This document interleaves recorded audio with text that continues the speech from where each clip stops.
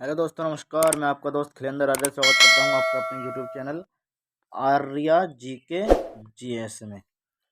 तो दोस्तों, कैसे हैं आप सभी लोग? आई होप आप सब अच्छे ही होंगे। तो आज हम जो है संविधान निर्माण के माध्यम से कुछ क्वेश्चन लेकर के आए हैं, तो हम जो है देख लेते हैं।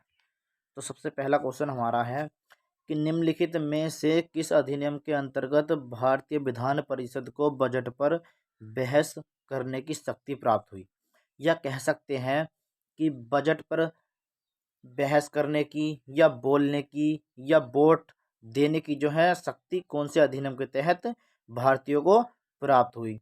तो इसका आंसर है ऑप्शन नंबर बी, 1892। तो इसका आंसर हो जाएगा ऑप्शन नंबर बी, 1892 के भारत परिषद अधिनियम के तहत। दूसरा क्वेश्चन है हमारा, भारतीय संविधान सभा में सदस्यों का चुनाव कैसे हुआ था?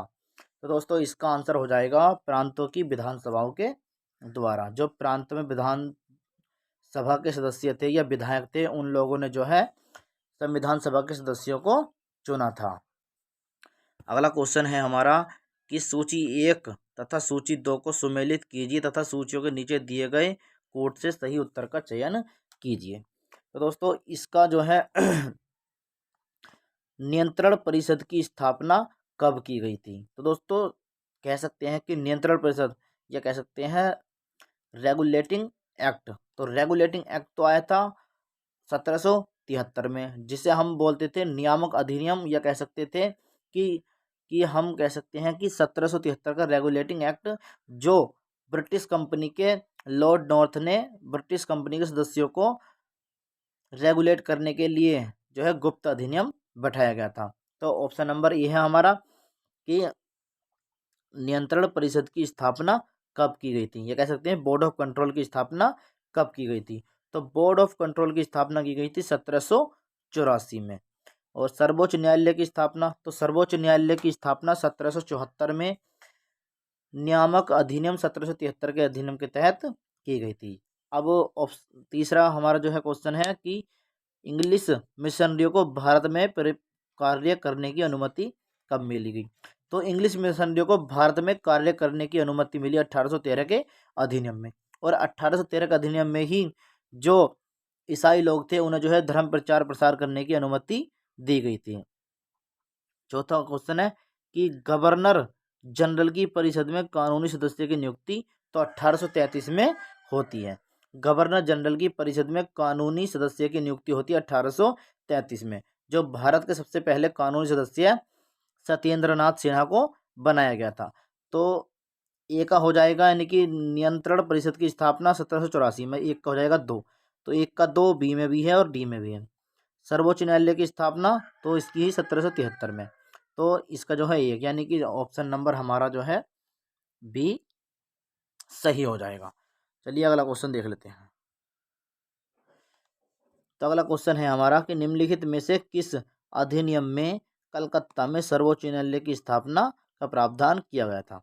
तो इसका आंसर हो जाएगा हमारा ऑप्शन नंबर ई, 1773 के रेगुलेटिंग एक्ट में। चलिए अगला क्वेश्चन देखते हैं।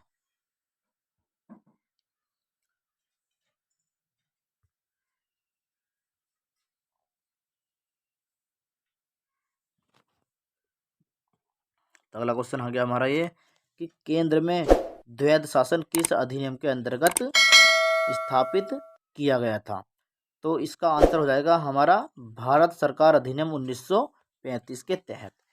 1935 के अधिनियम में केंद्र में द्विसदन जो है लगाया गया था, और प्रांतों में भी द्विसदन लगा दिया गया था। तो ऑप्शन नंबर इसका सी हमारा जो है आंसर हो जाएगा। चलिए अगला क्वेश्चन देखते हैं कि कैबिनेट मिशन योजना के अंतर्गत संविधान निर्मात्री परिषद में प्रत्येक प्रांत को आवंटित सदस्य संख्या निर्धारित करने के लिए एक प्रतिनिधि कितनी जनसंख्या के अनुपात में था? तो हम सभी जानते हैं कि 10 लाख की जो है जनसंख्या पर एक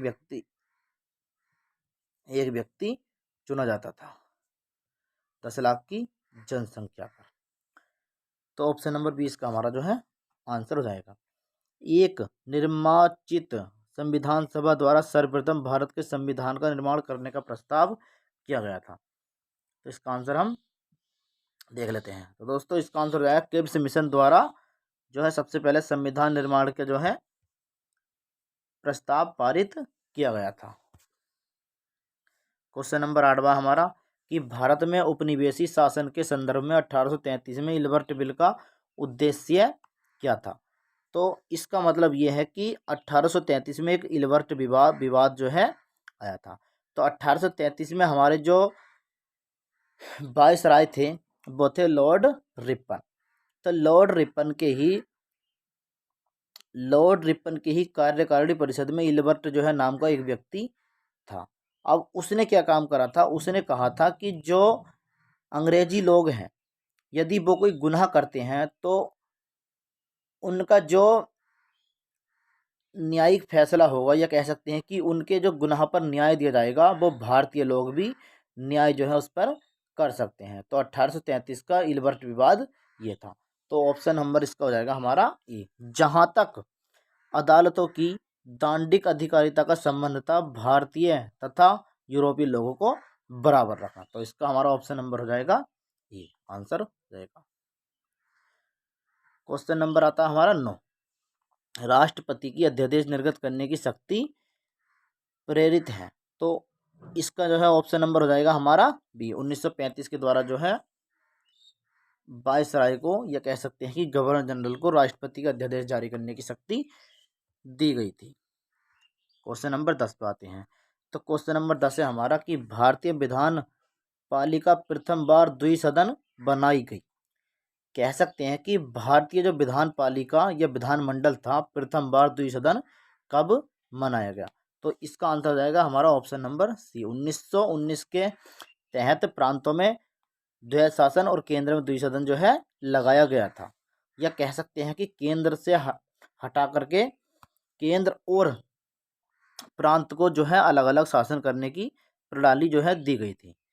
तो 1919 के भारत शासन या भारत सरकार अधिनियम के द्वारा भारतीय विधान पालिका या विधान मंडल प्रथम बार द्विसदन बनाई गई थी। ऑप्शन नंबर 11 हमारा आता है।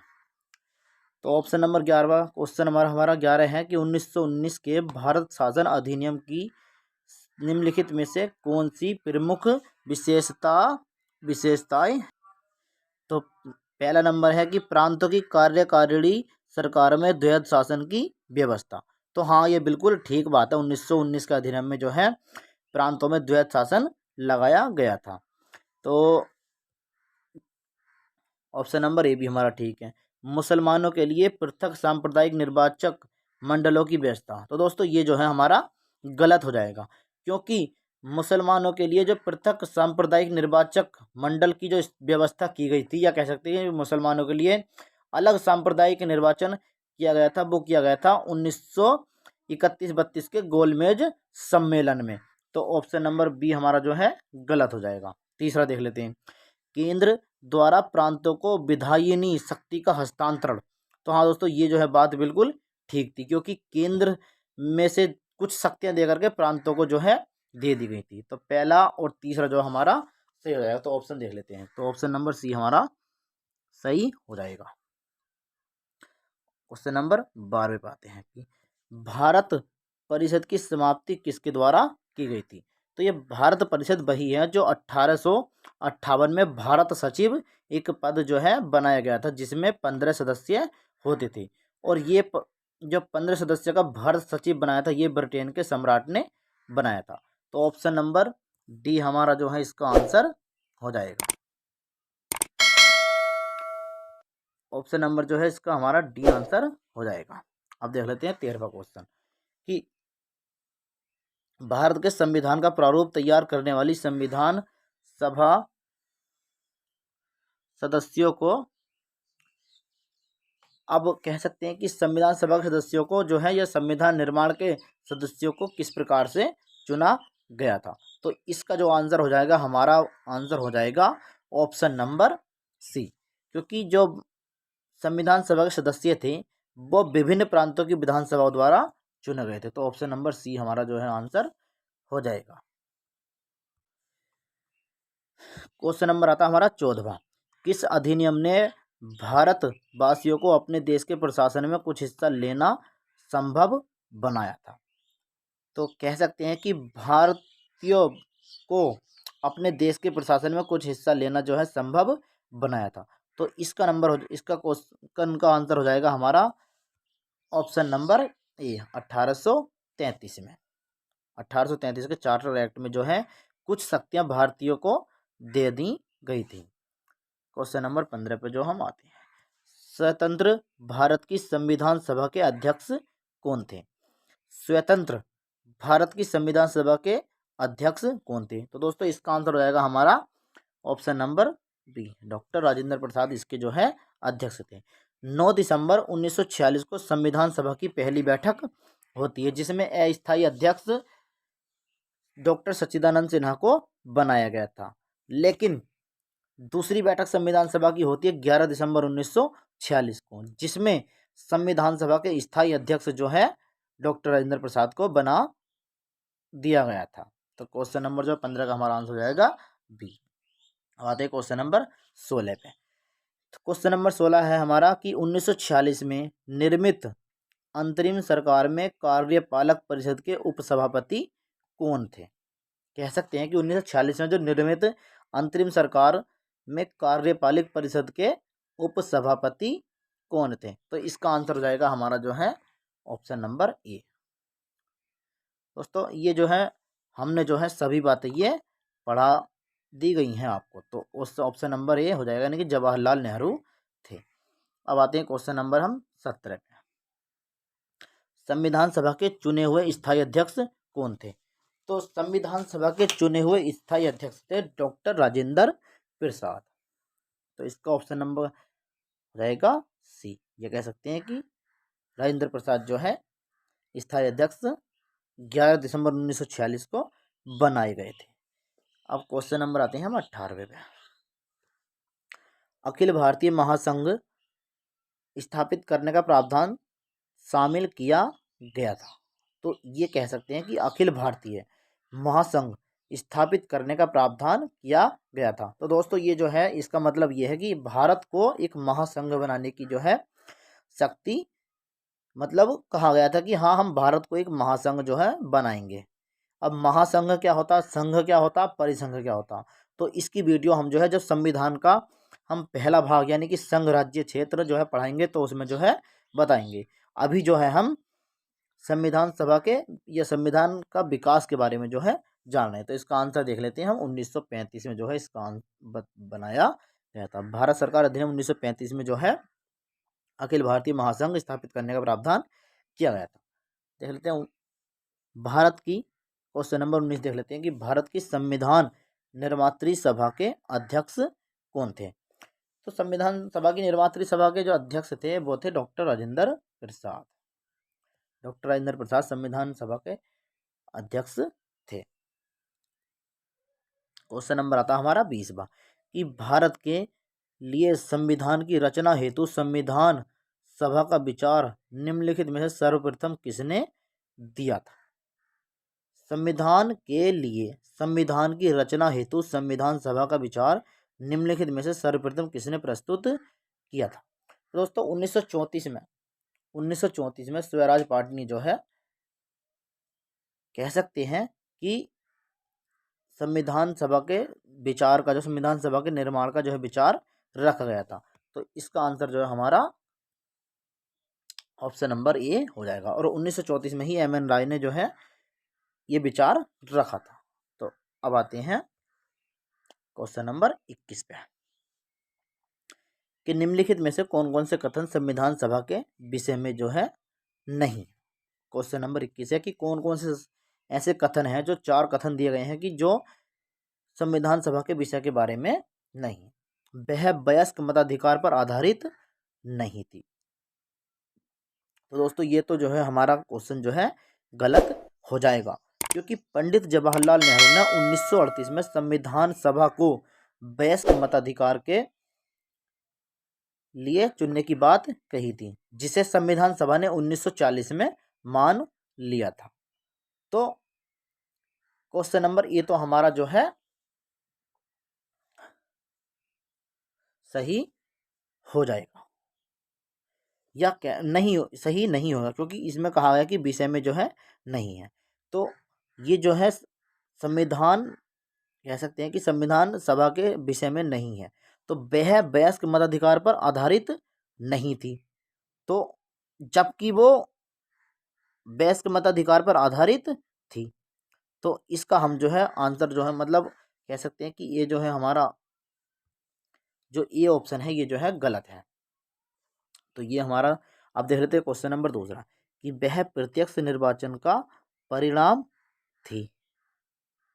वह प्रत्यक्ष निर्वाचन का परिणाम थी। तो ये भी हमारा जो है गलत हो जाएगा, क्योंकि जो संविधान सभा का जो निर्वाचन हुआ था वो अप्रत्यक्ष रूप से हुआ था। तो ये बात जो है हमारी गलत हो जाती है। इसमें कहा गया है प्रत्यक्ष, लेकिन वो थी हमारी संविधान सभा अप्रत्यक्ष रूप से। तो ये जो है ऑप्शन नंबर दूसरा भी जो है गलत हो जाएगा, और पहला भी गलत हो जाएगा, क्योंकि इन्होंने कहा कि आधारित नहीं थी, लेकिन वो थी।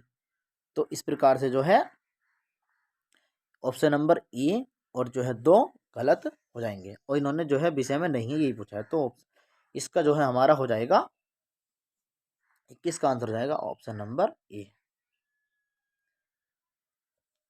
एक और तो जो है गलत है। तीसरे को देख लेते हैं, वह बहुदलीय निकाय थी। तो हाँ बिल्कुल ठीक है, उसमें मुस्लिम लीग भी थी, कांग्रेस भी थी, स्वतंत्र दल भी थे। तो ये जो है तीसरा हमारा सही जाएगा।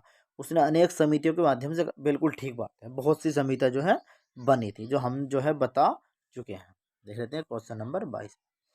बेबेल योजना के अनुसार कार्यकारी परिषद में हिंदू और मुस्लिम समुदायों, या कह सकते हैं मुस्लिम सदस्यों की संख्या समान होती थी। तो अब ये तो हो गया हमारा कथन ए। अब इसका कारण देख लेते हैं कि बेबेल का विचार था कि ऐसी व्यवस्था से भारत का बंटवारा बच जाता। तो अब इसका आंसर देख लेते हैं हम क्या होता है। तो इसका आंसर हो जाएगा हमारा ऑप्शन नंबर सी, कि कथन सही है पर कारण गलत है। बेबेल योजना के अनुसार कार्यकारी परिषद में हिंदू और मुस्लिम समुदायों की संख्या समान होती थी। बिल्कुल ठीक जो है बात है, समान जो है होती थी, या कह सकते हैं कि हो सकती थी, या बिल्कुल होती ही थी। तो ऑप्शन नंबर कथन जो है ये बिल्कुल सही है, लेकिन कथन कारण जो है ये बेबेल का विचार था कि ऐसी व्यवस्था से भारत का बंटवारा बच जाता। तो ये बिल्कुल गलत बात है। अब जो है इसका आंसर हो जाएगा हमारा ऑप्शन नंबर सी।